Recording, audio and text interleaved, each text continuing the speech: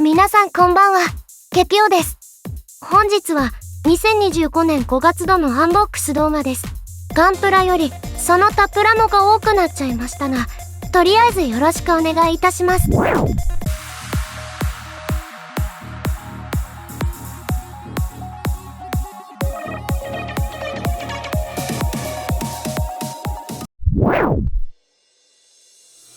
まず HG ゲルググス外機2420円。発売日は5月3日となります。スティグマの発射シーンがパッケージアートになっています。後方には両機である母型機も見えますね。こちらはガンダムベースに入場できた際に購入できました。同時にジークアクス2機目を購入しました。普通は最新キット複数買ったりしないのですが、かなり余裕がある在庫に見えたので買わせてもらいました。こちらはグリーンの配色でオープニング再現できたらいいなと思っています。しかし散々ジムだと言われてますが、確かにジムっぽい。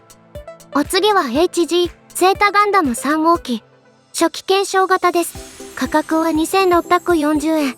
発売日は2018年1月とのこと。見つけた時は再販と知らず、こんなのあったんだくらいでしたが、実機が意外とかっこよく、そちらの動画も左側に載せます。ランナーは特徴的な紫色と白グレーの配色。これは絶対全塗装で仕上げたいですね。一旦本日はそっとじとさせていただきます。続いて1分の1ザククラくんで EX セット。価格は1100円。発売日5月10日です。こちらは DMM の事前申し込みで979円となっていました。続いてガンプラくんセブンイレブン限定カラーです。こちらは880円。5月9日セブンイレブン店舗限定販売です。ザクプラくんはおそらく定番商品化するかと思いますので、ガンプラくんの方を見てみましょう。確かに緑とオレンジのパーツがあり、セブンイレブンカラーですね。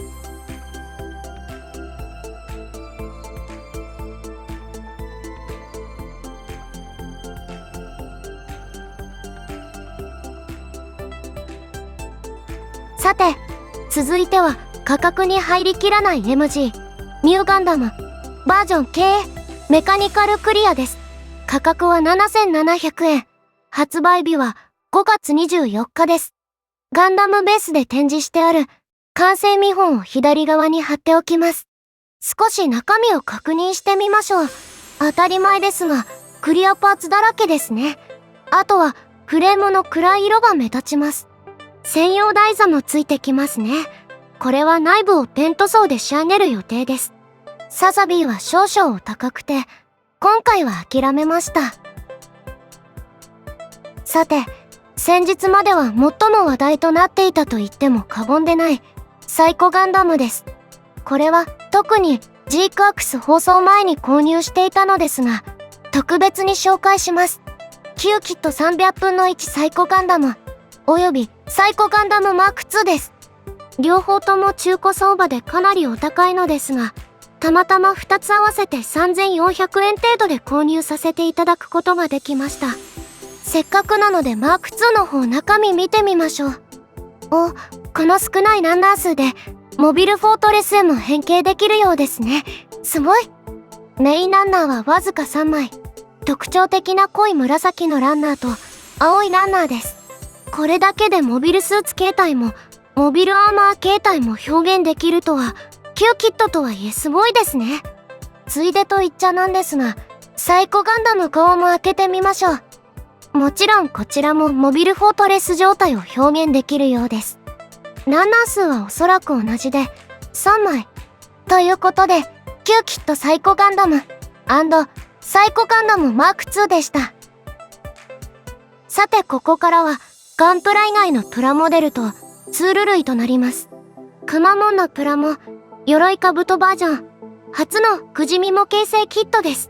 価格は3850円ですが、少し値引きされていましたね。送料で相殺という感じですが、これはもうジャケ買いでしかないです。DMM の通販サイトで可愛いとなって買いました。中をざっくり紹介。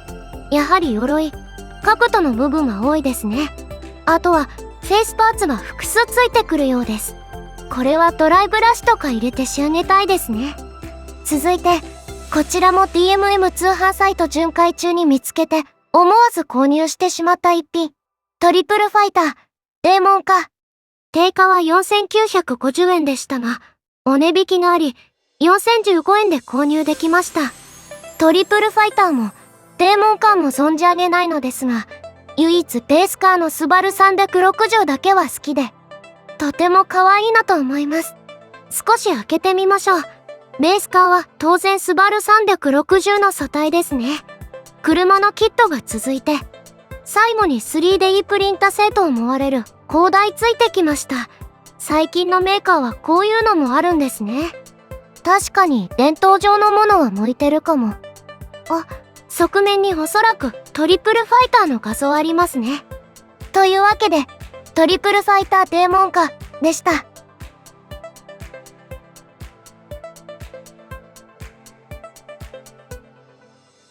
実はこのキットでスバル360を集めたくなっちゃいまして、以下フラッシュで購入したスバル360キットをお見せします。はい、こちらでプラモデルは終わりです。続いてツールその他の購買品へ。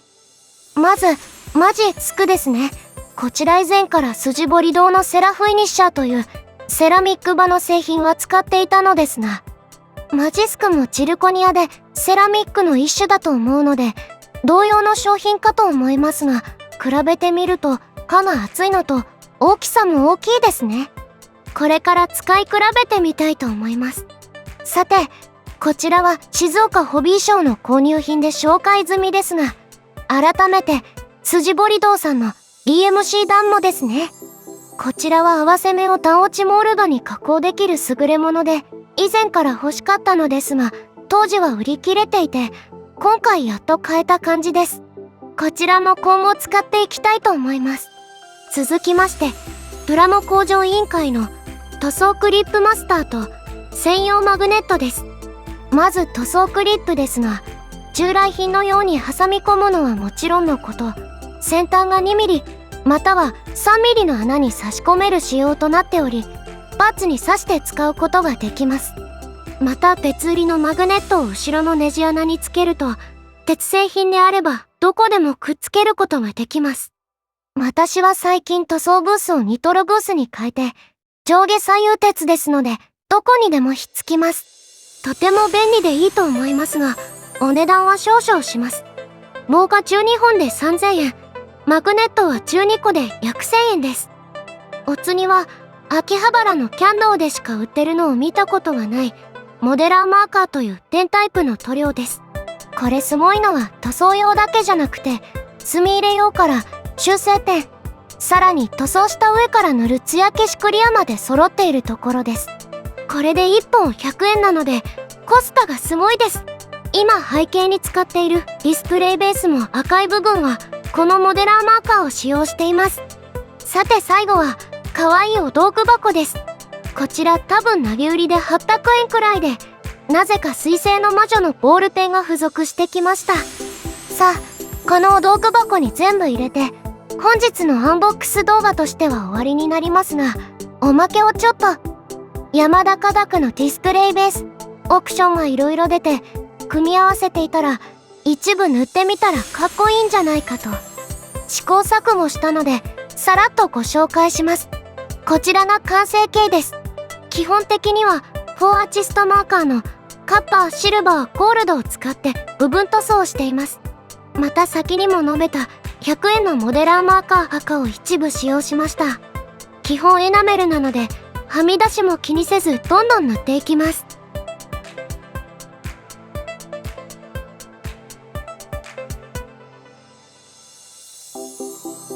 また汚し仕上げのつもりなので、一部ヤスリやカンナ掛けで塗装のはみ出しを処理しました。まずは目立つパイプ部分、シルバーとゴールドで塗り分けます。ただ粉とゴールドは目立たず、赤に変更しています。その他の部分もシルバーで塗りました。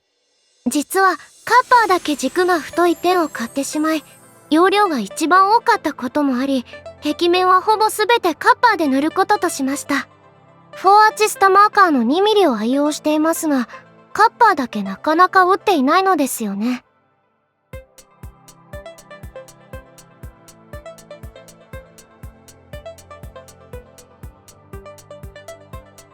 こちらはディスプレイベースの C オプション、カタパルトです。カタパルト板と足を乗せる台が2個ついてきます。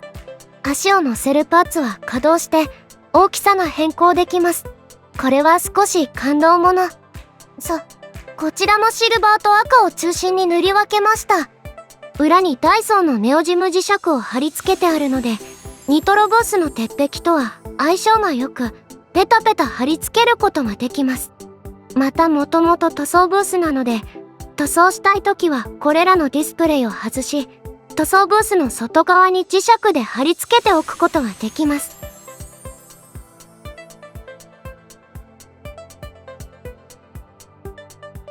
はい、これで完成です。ディスプレイベースとオプション合わせて22個。ダイソーのネオジム磁石4パックなので2600円ほどでできます。簡単なのでぜひやってみてください。